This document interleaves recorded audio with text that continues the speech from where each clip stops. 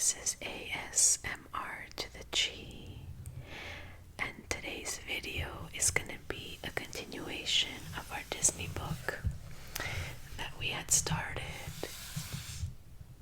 Disney Storybook Collection, and I'm going to try to keep it here. I'm recording on my bed, so I'm trying to find the perfect. It's not going to be that perfect, guys. I'm sorry. Before we get down to business, let's get some stuff out of the way. If you haven't already subscribed to our channel, I would love it if you joined us so that we can grow our little channel here on YouTube. What else? I'm recording during the day, so you might hear some background noise. I apologize in advance. I've brought my microphone closer so that I can try to mask as much of background noise as I can. Also, I do have another ASMR channel where I upload videos in Greek. So if you don't mind about not understanding what I'm saying and you just want the whispers, I'm going to put the link down below. Go ahead and check it out. So let's begin our reading with Cinderella. I love Cinderella. Let's begin. There is a little bit of a glare. Let me see if I can put my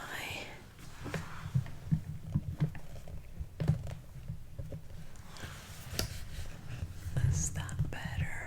Let's move this. I think that's a little bit better.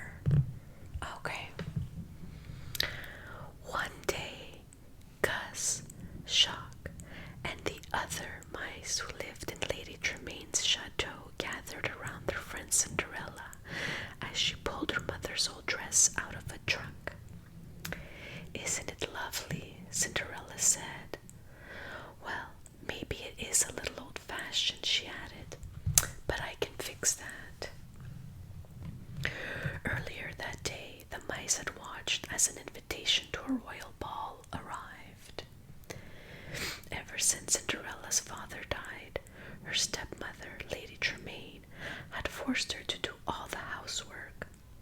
But her stepmother had promised that Cinderella could go to the ball if she finished her chores and found something presentable to wear.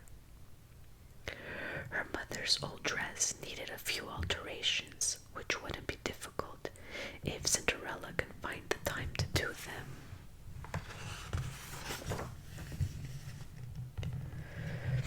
"Cinderella," her stepmother and stepsisters called. They were getting ready for the ball and wouldn't give Cinderella a moment's peace.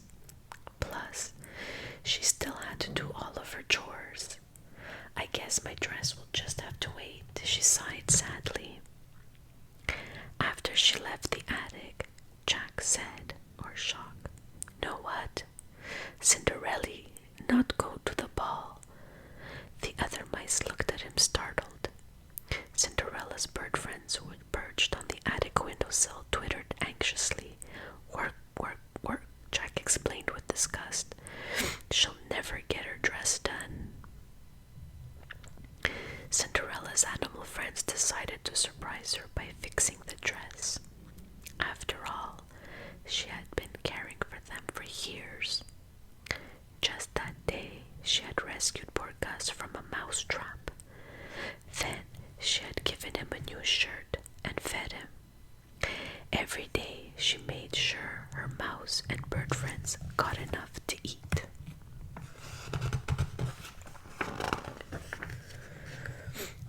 The mice and birds worked together to make Cinderella's dress the most beautiful at the ball. First they measured the gown's skirt. Jack and Gus used scissors to cut a long swatch of pink fabric. Flying through the air, the birds draped the fabric across the back of the dress. More birds hoisted the mice into the air so they could sew the fabric into place. Then the mice hefted sewing needles over their shoulders and stitched on pretty ruffles. The birds draped on shiny ribbons. As a finishing touch, Gus and Jack, found a sash and a string of beads that the stepsisters had thrown away. The birds and mice completed the dress just as the carriages arrived to take Lady Tremaine with her two daughters to the ball. Sure she wouldn't be able to attend, Cinderella sadly climbed the stairs to her attic room. But when she opened the door, her animal friends called out, "Surprise!"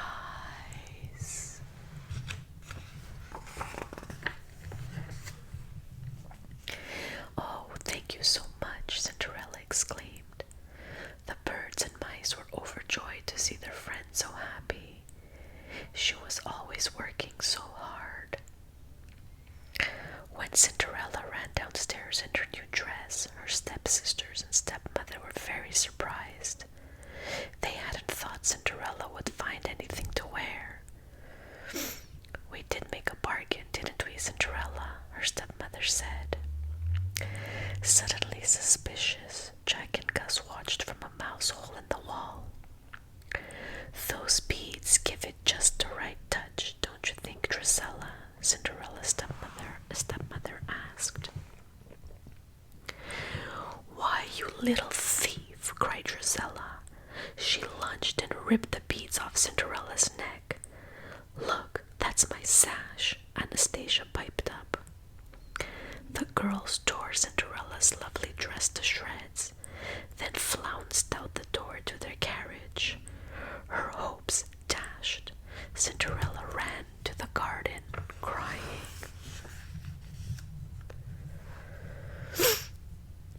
Sorry, I'm very congested with my allergies, plus I have sinusitis. Always fun. Cinderella's animal friends gathered around her as she wept on a stone bench. They wished they could comfort her. Suddenly, Cinderella heard an unfamiliar voice say, "There, there, dry your tears." It was Cinderella's fairy godmother, waving her magic wand. The fairy godmother turned a pumpkin into a magnificent coach. Cinderella stared in amazement as the fairy godmother continued to work her magic. "Bippity-boppity-boo," she cried. Soon, 4 of the mice, including Gus and Jack, had turned into white horses. Bruno the dog became the footman, and the stable horse became the coachman. Sorry, just stretching my leg. Then the fairy godmother looked at Cinderella's torn dress. "Good heavens, child," she exclaimed. "You can't go to the ball in that." She waved her wand once more.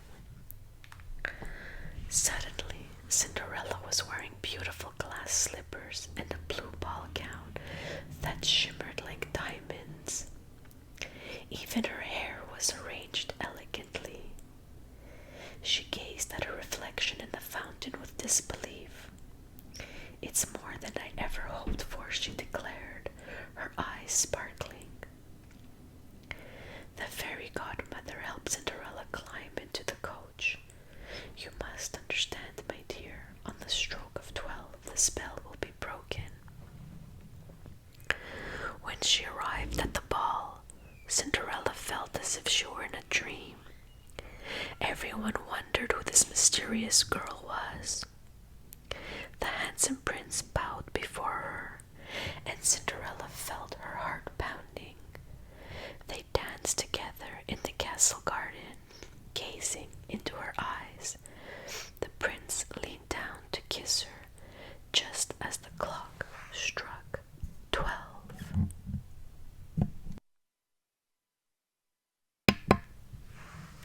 When she heard the bell toll, Cinderella remembered the fairy godmother's warning.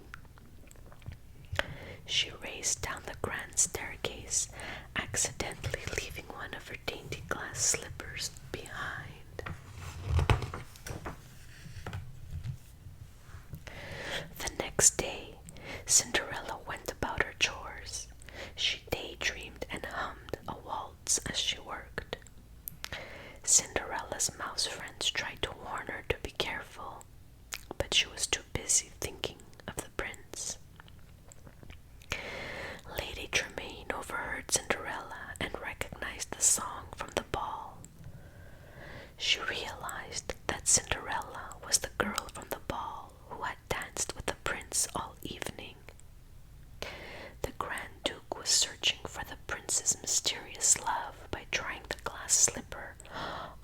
every maiden in the kingdom, including Cinderella's stepsisters. The wicked stepmother locked Cinderella in her attic room. "No, please, let me out," cried Cinderella. "We've got the key. We've got to get that key," Jack told Gus.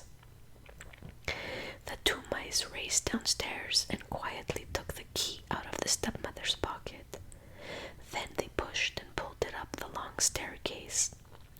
With a last burst of energy, Cinderella's exhausted little friends were finally...